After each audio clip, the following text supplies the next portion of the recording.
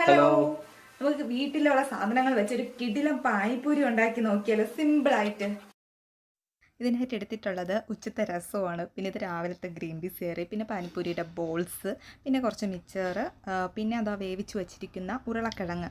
ഇനി നമുക്ക് ഈ ഉരുളക്കിഴങ്ങിനെ നല്ല ഉടച്ചെടുക്കാം. അതിലായിട്ട് കുറച്ച് അരിഞ്ഞ സവാളയും മല്ലിയിലയും പച്ചമുളകും എല്ലാം കൂടി ഇട്ടൊന്ന് മിക്സ് ചെയ്തതിന് ശേഷം കുറച്ച് ചാറ്റ് മസാലപ്പൊടിയും കുറച്ച് ഉപ്പും കൂടെ ചേർത്ത് നല്ല രീതിയിൽ മിക്സ് ചെയ്ത് എടുക്കാം.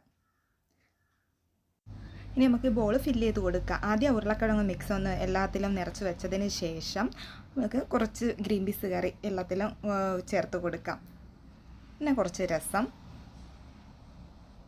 എന്നിട്ട് അതിൽ ആ മിക്സർ ചെറുതായിട്ടൊന്ന് വിതറിയതിന് ശേഷം വീണ്ടും ബാക്കി വരുന്നത് സവാളയും എല്ലാം കൂടെ ചേർക്കുക, കഴിക്കുക. അടിപൊളി ടേസ്റ്റാണ് കേട്ടോ, വേറെ രക്ഷയില്ല. നമുക്ക് വീട്ടിലുള്ള സാധനം വെച്ച് തന്നെ ചെയ്യാൻ പറ്റുന്നതാണ്.